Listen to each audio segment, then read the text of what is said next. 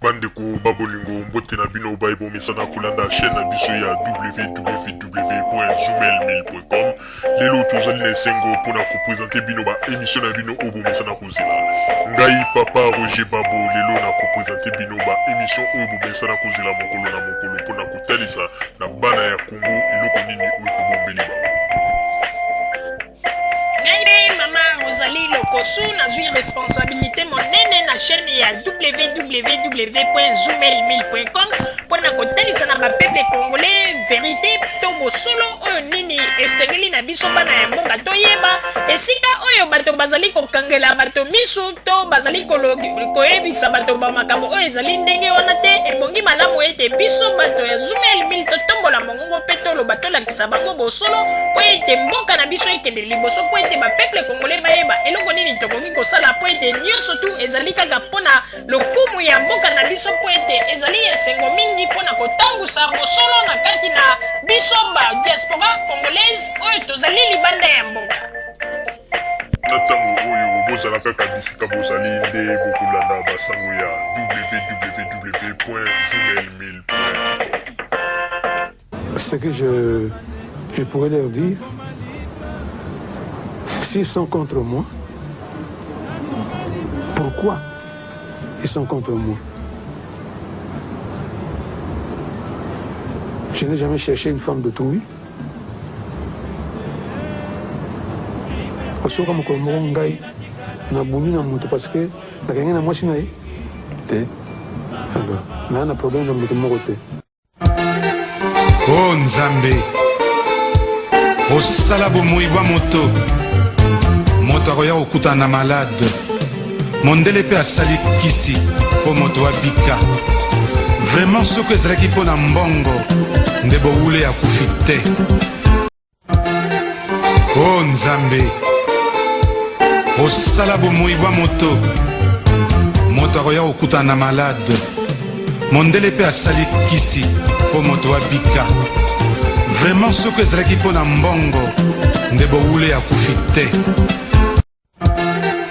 Oh Nzambe, osala bomoi bwa moto moto akoya kokutana malade mondele mpe asali kisi mpo moto abika.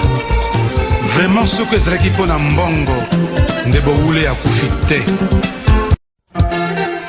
Oh Nzambe, osala bomoi bwa moto moto akoya kokutana malade mondele mpe asali kisi mpo moto abika. Vraiment soki ezalaki mpo na mbongo nde bowule akufi te.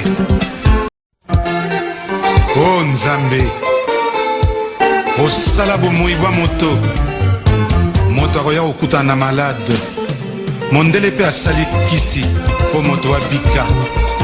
Vraiment soki ezalaki mpo na mbongo nde bowule akufi te. Ce que je pourrais leur dire, s'ils sont contre moi, pourquoi ils sont contre moi? Je n'ai jamais cherché une femme d'autrui. Parce que comme ngai na buni na mutu parce que la gagné na mwasi na ye te. Alors, na na problème na mutu moko te. Je sais aussi que votre public vous manque. Vous l'avez prouvé ce soir, juste même étant malade, en montant sur la scène et en essayant de faire quelque chose pour faire plaisir à votre public.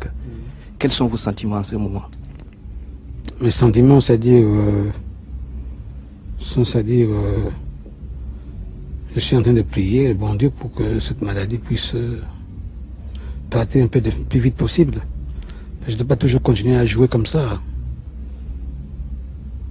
Je demande seulement au public de m'excuser pour aujourd'hui. Peut-être l'année prochaine, ça ne sera pas la même chose.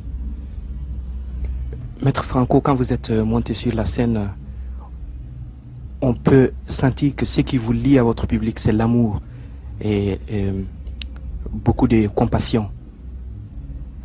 Vous étiez sur la scène, sur une chaise. Le public a été vraiment frappé. Oui, j'ai vu ça quand j'étais sur la scène. Quand j'étais dans ma chaise là.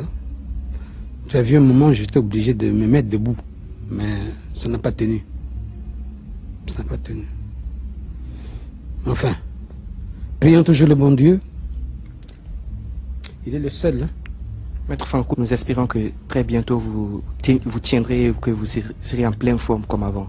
Je vous remercie. Il n'y a pas de quoi. Moi aussi, je vous remercie. Bande ko babulingo na bandi buti kolanda émission na biso oyo tosileki kolikisa yango po ete boyeba masango nini oyo bilongo bande kozela na bandi ete moto na moto asili kotire leson na ye na oyo esili kolobama na esika oyo yango ete tosengi na bino ete boboto ezala na bino na bafamille esika bozwani na bandi ete mbala ya nsima biso bokozumel bino tokozanga te mpona kopesa bino lisusu basango oyo esengeli mpona bino tosiki wana mpona lelo merci mingi www.zumelmin.com ezali wana mpona bino na bandi ete bokozala dessus te nsima ya bangonga nde boyebi nini oyo tobomeli bino merci.